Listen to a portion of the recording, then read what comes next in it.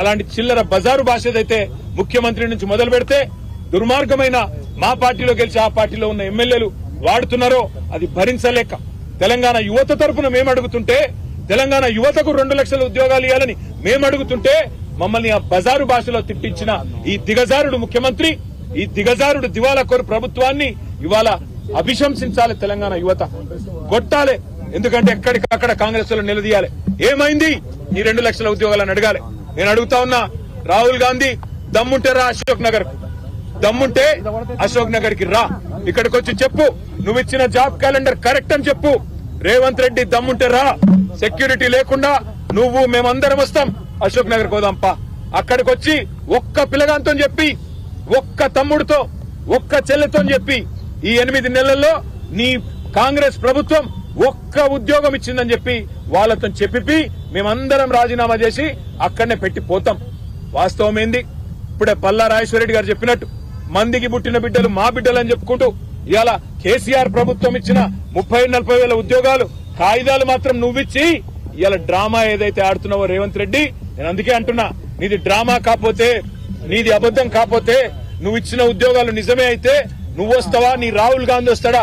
రండి, city central లైబ్రరీకి వస్తారా, అశోక్ నగర్ కు వస్తారా, ఉస్మానియా యూనివర్సిటీకి వస్తారా, ఎక్కడికి వస్తే అక్కడికి రండి. రేవంత్ రెడ్డి మళ్ళీ అంటుంటాడు మగాళ్ళు అయితే అని. నేను అంటున్నా, రేవంత్ రెడ్డి మగాడు అయితే రా, అశోక్ నగర్ కి రా, అక్కడ పిల్లలే చెప్తారు నువ్వు ఉద్యోగాలు ఇచ్చిన మాట వాస్తవమా కాదో చెప్తారు. నీ రాహుల్ గాంధీని తీసుకురా, ఇచ్చిన మాటలు ఏమైనా నిలదీస్తారు. కాంగ్రెస్ నాయకులను తరిమేసే పరిస్థితి ఉంది ఇవాళ తెలంగాణ యువత. ఒకవైపు యువత రోడ్ల మీద ఆందోళన చేస్తా ఉన్నారు.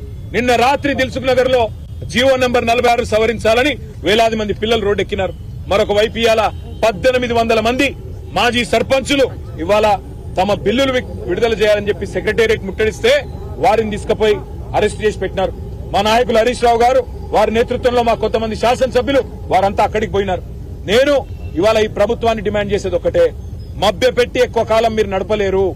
మార్పు అని ఎక్కువ రోజులు ఏమార్చలేరు. తప్పకుండా ప్రజలు తిరగబడే రోజు వస్తుంది.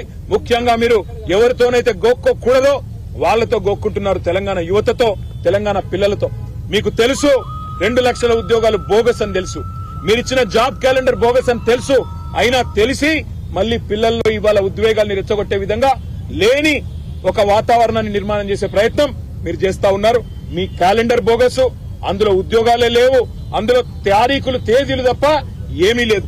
దాని మీద చర్చ పెట్టమంటే ఇవాళ ప్రభుత్వం పారిపోవడమే కాకుండా సిగ్గు లేకుండా ఇవాళ మళ్లీ మమ్మల్ని, మా ఎమ్మెల్యేలందరినీ కూడా ఒక బజారు భాషలో మా సాటి ఎమ్మెల్యేతో తిట్టించిన వైనం ఏదైతే ఉందో ఇది నిజంగా కూడా ప్రజాస్వామ్యానికి, అందరికీ, ఈ శాసనసభకి ఒక చీకటి రోజు. నిజంగా కూడా ఒక దుర్మార్గమైన పద్ధతుల్లో నిన్న మొన్న మా అక్కలను అవమానించారు. ఈ రోజు మొత్తంగా ఒక శాడిస్ట్ మాదిరిగా ముఖ్యమంత్రి ఇవాళ ఈ రకంగా పైశాచికానందం పొందుతూ, ఒక సభ్యుడు మమ్మల్ని అమ్మ అక్క అని తిడుతుంటే పైశాచికానందం పొందుతూ అందరినీ ఉసుగొల్పుతూ, ఆయన పక్కన నిలబడండి పొండి అని ఉసిగొల్పుతూ ఒక శాడిస్ట్ ముఖ్యమంత్రి లాగా రేవంత్ రెడ్డి వ్యవహారం చేస్తా ఉన్నాడు. తెలంగాణ యువత తప్పకుండా రేవంత్ రెడ్డికి తగు రీతిలో సమాధానం చెప్తది. దాని టైం కూడా వస్తుంది. ఎక్కువ కాలం ఈ డ్రామా నడవదని హెచ్చరిస్తూ ఈ 5-6 రోజుల శాసనసభ సమావేశాల్లో గవర్నమెంట్ తేలిపోయింది. గవర్నమెంట్ లో విషయం లేదు, కేవలం ఊదరగొట్టే ఊకదంపుడు ఉపన్యాసాలు తప్ప ఏమీ లేదని తేలిపోయింది. కాబట్టి ఈ బజారు భాషతో మమ్మల్ని రెచ్చగొట్టి మంచిగా మాట్లాడుతుంటే కావాలని ఉసిగొల్పి ఇవాళ ప్రజల దృష్టి మరల్చే ఒక చీప్ టాక్టిక్స్. ఈయన చీఫ్ మినిస్టర్ కాదు, చీఫ్ మినిస్టర్. ఒక చీఫ్ మినిస్టర్ గా రేవంత్ రెడ్డి ఒక శాడిస్ట్ ముఖ్యమంత్రిగా, పైశాచికానందం పొందుతున్న ఒక ముఖ్యమంత్రిగా ఇక్కడ ఆడబిడ్డలను అవమానిస్తూ, అదేవిధంగా ఎమ్మెల్యేలని బూతులు తిట్టిస్తూ ఇష్టం వచ్చినట్టు ఇవాళ ప్రభుత్వాన్ని నడుపుతా ఉన్నారు, శాసనసభను నడుపుతా ఉన్నారు.